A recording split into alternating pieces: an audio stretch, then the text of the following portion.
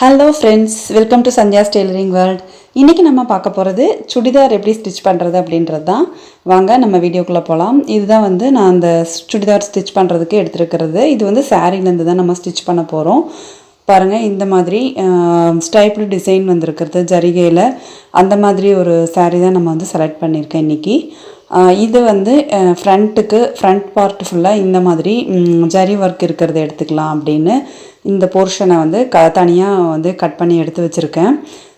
ஜரி இல்லாமல் நார்மலாக ரன்னிங் டைப்பில் இருக்கிறது வந்து பேண்ட்டுக்கும் பேக் சைடுக்கும் வச்சுக்கலாம் அப்படின்னு சொல்லிட்டு அந்த போர்ஷனை வந்து தனியாக எடுத்திருக்கேன்.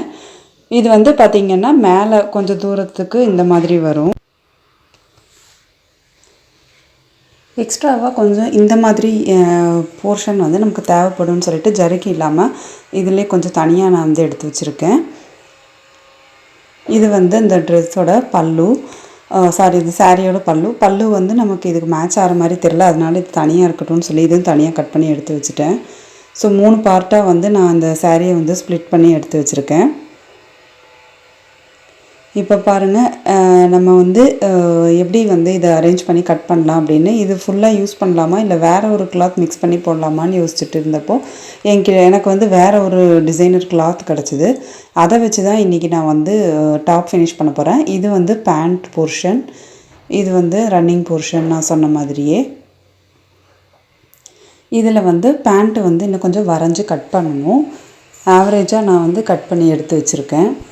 சுடிதார் கட் பண்ணுறது எப்படி அப்படின்னா, நம்மளோட பழைய சுடிதாரை வந்து இதே எந்த கிளாத்து வேணுமோ அதில் வந்து மடிப்பு பகுதியில் போட்டுட்டு கழுத்து, ஆர்ம் ஹோல், அப்புறம் நம்மளோட டோட்டல் லென்த்து, சைடு கட்டிங் இதை மட்டும் நம்ம கரெக்டாக மார்க் பண்ணிக்கணும்.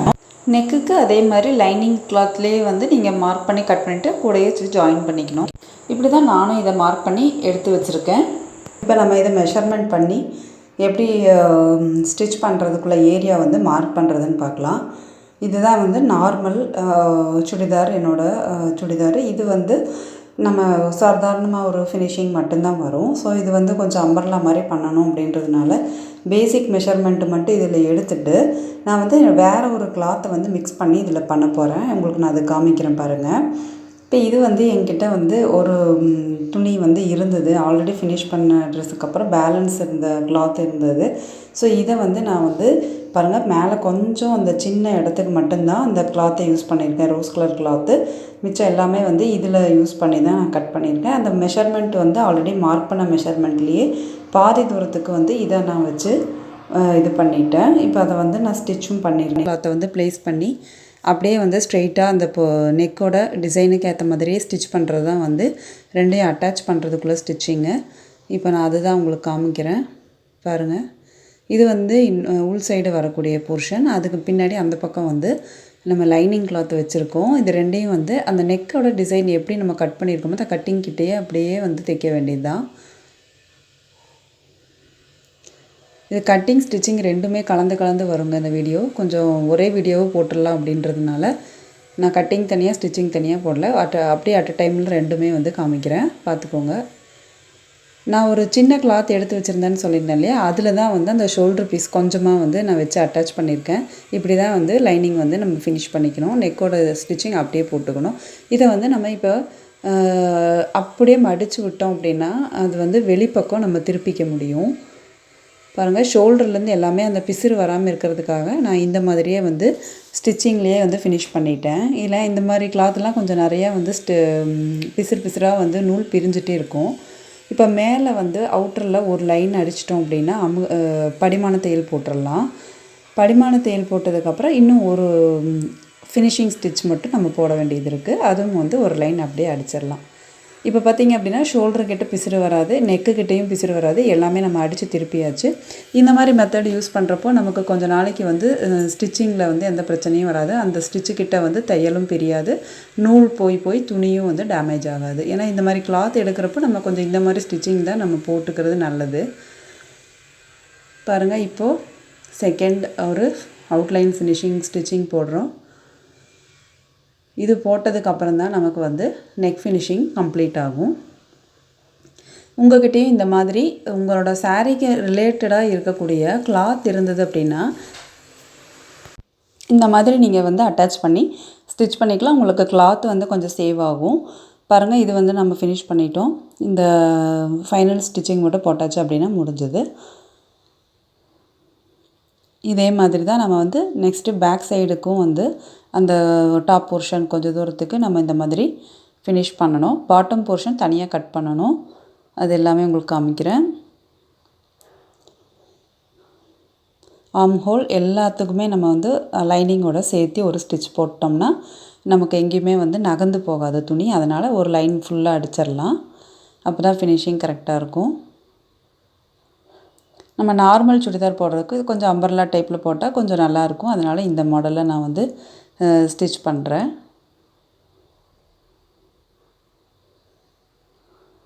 அவ்வளோதான் ஃப்ரெண்ட்ஸ்.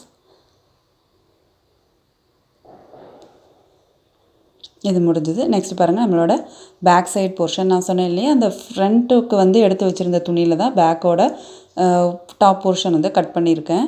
ஸோ எனக்கு அந்த கிளாத் பார்த்திங்கன்னா அப்படியே வந்து சேவ் ஆச்சு. ஸோ இப்போ அதோட பேக் போர்ஷனுக்கு இதே மாதிரி நம்ம லைனிங் கிளாத்தை ஷோல்டர்லேருந்து வச்சு நம்ம அப்படியே வந்து ஸ்டிச் பண்ணிவிட்டு அப்புறமா நம்ம கட் பண்ணிக்கலாம்.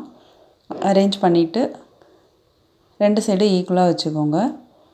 ஈக்குவலாக வச்சுட்டு இப்போ நம்ம இதை காமிக்கிற மாதிரியே நீங்கள் அப்படியே வந்து அட்டாச் பண்ணிக்கலாம்.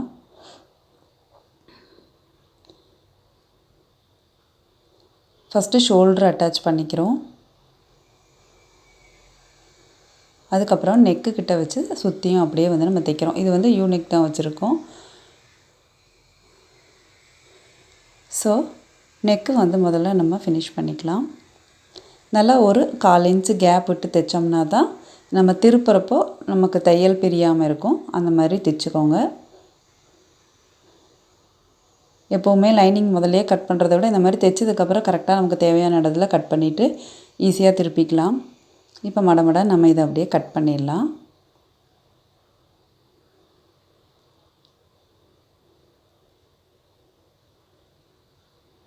அவ்வளோதான்.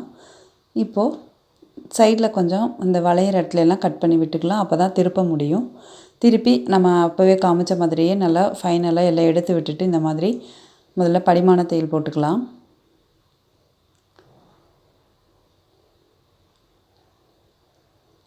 இந்த மாதிரி ஃபுல்லாகவே கரெக்ட் பண்ணி நல்லா இது பண்ணிக்கோங்க. நல்லா ப்ரெஸ் பண்ணி விட்டுட்டு அதுக்கப்புறமா நீங்கள் ஸ்டிச் பண்ணுங்கள். அப்போ தான் வந்து தையல் மாறாமல் கரெக்டாக வரும்.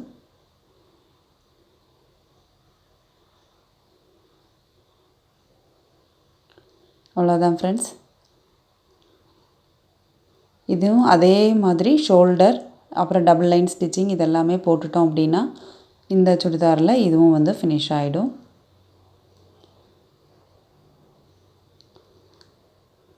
செகண்ட் போர்ஷன் முடிக்க போகிறோம். இதில் கட்டிங் பெருசாக காமிக்கல, ஏன்னா இதெல்லாம் ஈஸியான கட்டிங் தான். சுடிதாரை போட்டுட்டு நம்ம அப்படியே வரைஞ்சி அதில் இருக்கிற மெஷர்மெண்ட்டை அப்படியே மார்க் பண்ணி கட் பண்ணுறது தான். அவ்வளோதான் ஃப்ரெண்ட்ஸ். இது கிட்டத்தட்ட முடிக்க போகிறோம். இது முடிச்சதுக்கப்புறம் நம்ம எப்படி அந்த கீழே இருக்கிற அந்த அம்பர்லா போர்ஷனை எப்படி கட் பண்ணுறது அப்படின்றது தான் பார்க்க போகிறோம். பாருங்கள், இது வந்து நம்ம ஆல்ரெடி இந்த ஃப்ரண்ட் போர்ஷன் ஃபுல்லாக அளந்து வச்சுருந்தோம் இல்லையா, அந்த மெஷர்மெண்ட்டு தான். அதை வந்து இப்போ நாம் இந்த மாதிரி அம்பர்லா டைப்பில் மாற்றிருக்கோம். ஃப்ரண்ட் போர்ஷன் மட்டும் மேலே கட் பண்ணியாச்சு, தைச்சுமாச்சு. இப்போ கீழே இருக்கிறத வந்து எப்படி கட் பண்ணணுன்றது தான் பார்க்குறோம். பாருங்கள், கீழே வந்து இந்த மாதிரி கிராஸாக ஒரு லைன் போட்டு நமக்கு எவ்வளோ தூரம் அந்த கிளாத் இருக்கிற வரைக்கும் அப்படியே நான் எடுத்திருக்கேன். கீழே வந்து ஒரு 1 இன்ச் வந்து லைட்டாக மேலே தூக்கி இருக்க மாதிரி க்ராஸ் பண்ணி எடுத்திருக்கேன். அப்புறம் நார்மலாக வந்து ஒரு லைன் போட்டிருக்கேன். இது மாதிரி நம்ம வந்து கீழே வந்து ஃபினிஷ் பண்ணணும். கீழே வந்து ஜரிகை வச்சு அட்டாச் பண்ணலாம் அப்படின்ற ஒரு ஐடியா இருக்குது. ஸோ இதுதான் வந்து நம்மளோட கீழ் போர்ஷன். இப்போ பாருங்கள், அதை அப்படியே கட் பண்ணிட்டேன். கீழே நான் சொன்ன மாதிரி ஜரிகை வந்து அட்டாச் பண்ண போகிறேன். ஜரிகை வந்து ஃபுல் ஜரிகையும் வந்து சாரியில் இருக்கிற மாதிரி அப்படியே வைக்காமல் அந்த நடு போர்ஷன் மட்டும் தெரிகிற மாதிரி கொஞ்சம் கிளிட்டர் ஆகிற போர்ஷன் மட்டும்தான் நான் வச்சுருக்கேன். பாருங்கள், அதில் மேலே கொஞ்சம் அங்கங்கே இந்த ப்ளூ பார்டர் அதெல்லாம் இருக்குது. அதெல்லாம் நான் உள்ளே மடிச்சுட்டு கீழேயும் மடிச்சுட்டு வெறும் இந்த சென்டர் போர்ஷன் மட்டும் வர மாதிரி தான் நம்ம ஃபினிஷ் பண்ணுறேன். க்ராஸாக சைடில் வந்து வேணும் அப்படின்றதுனால கொஞ்சம் கீழே இறக்கி நிறைய ஜரிகை கொஞ்சம் நகர்த்தி வச்சிட்டிங்க அப்படின்னா அந்த சைடு போர்ஷன் மட்டும் வந்து கொஞ்சம் தூக்கின மாதிரி இருக்கும். நடுவுலலாம் வந்து ஆஸ் யூஷுவல் நார்மலாகவே வந்து வச்சுக்கலாம். இந்த மாதிரி வைக்கிறப்போ ஒரு சைடு வந்து நல்லா சைடு ஃபினிஷிங் வந்து இந்த மாதிரி கர்வாக வரும். இதை ஸ்டிச் பண்ணுறப்ப வந்து பேசிக்காக ஒரு தடவை ஸ்டிச் பண்ணிட்டு செகண்ட் டைம் மேலே வந்து ஸ்டிச் அவுட்டர் லைன் போடுறப்போ இந்த மாதிரி நீங்கள் கொஞ்சம் லைட்டாக அந்த இடத்துல எக்ஸ்ட்ரா இருக்கிற கிளாத்தை இந்த கையில் இப்படி மடித்து விட்டுட்டு அந்த இடத்துல ஒரு டக் அடித்த மாதிரி நீங்கள் ஒரு ஸ்டிச் போட்டுக்கணும். போட்டுட்டு அந்த கார்னரை வந்து ஃபினிஷ் பண்ணி விட்டுறணும். இதே மாதிரி 2 கார்னரும் ஃபினிஷ் பண்ணதுக்கப்புறம் சென்டர் வந்து க்ளீனாக அப்படியே நம்ம ஸ்டிச் பண்ணிக்கலாம். இப்போ இங்கேயும் முடிச்சாச்சு.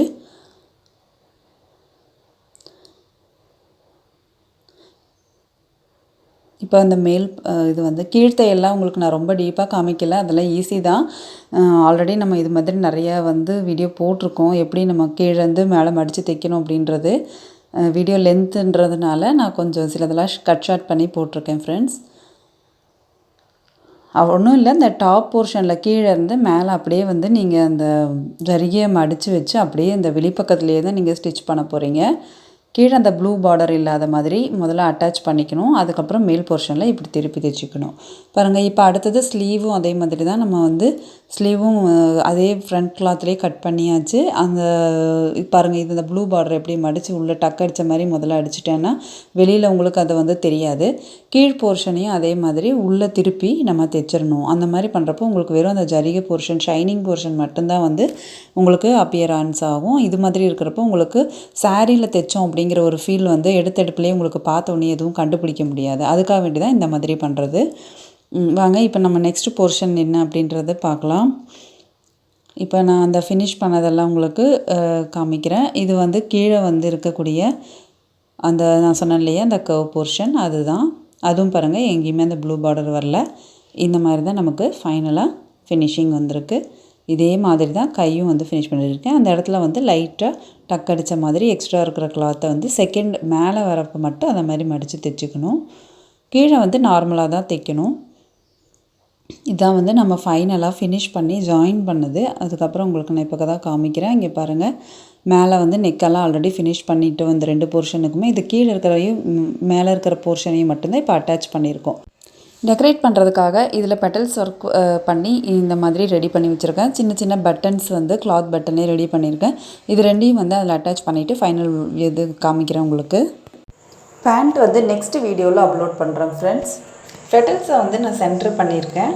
அதுக்கப்புறம் சுற்றியும் சென்டர்லேயும் சைட்லேயும் வந்து அந்த சின்ன சின்ன பட்டன்ஸ் வச்சு ப்ளேஸ் பண்ணியிருக்கேன். இது உங்களுக்கு தெரியும்னு நினைக்கிறேன். கொஞ்சம் ரொம்ப சின்னதாக இருக்குது பாருங்கள். இந்த மாதிரி க்ளோஸ்அப்பில் காமிக்கிறேன் பாருங்கள். இந்த மாதிரி குட்டி குட்டி பட்டன்ஸும் வந்து நான் வச்சுருக்கேன். இந்த பெட்டல்ஸ் எல்லாம் வந்து உங்களுக்கு நான் செப்பரேட்டாக ஒரு வீடியோ போடுறேன். டெக்கரேஷனில் எப்படி பண்ணணும், நம்ம ட்ரெஸ்ஸில் நம்மளே எப்படி இந்த மாதிரி இதெல்லாம் ரெடி பண்ணலான்றது நான் உங்களுக்கு தனியாக வீடியோ போடுறேன் ஃப்ரெண்ட்ஸ். ஓகே, இந்த வீடியோ உங்களுக்கு யூஸ்ஃபுல்லாக இருந்திருக்கும்னு நினைக்கிறேன். ஓகே, தேங்க்யூ, தேங்க்ஸ் ஃபார் வாட்சிங்.